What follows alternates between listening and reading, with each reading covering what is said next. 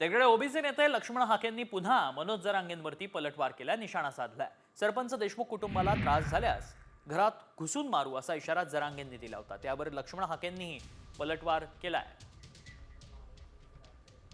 परळी असो कोणा बीड जिल्हा असो, इथल्या आपल्या समाजाला जर त्रास झाला तर परभणी आणि पलीकडून धाराशिव यांना घरात घुसघुस म्हणायचं।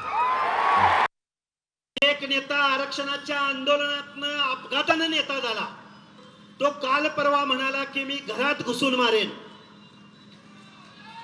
खऱ्या अर्थानं हे जे वक्तव्य केलं, हे वक्तव्य या महाराष्ट्रामधल्या बीड जिल्ह्यामधल्या, छत्रपती संभाजीनगर जिल्ह्यामधल्या, जालना जिल्ह्यामधल्या, परभणी जिल्ह्यामधल्या, धाराशिव जिल्ह्यामधल्या, लातूर जिल्ह्यामधल्या सर्वसामान्य माणसांच्या मनामध्ये दहशत निर्माण करणारं वक्तव्य होतं।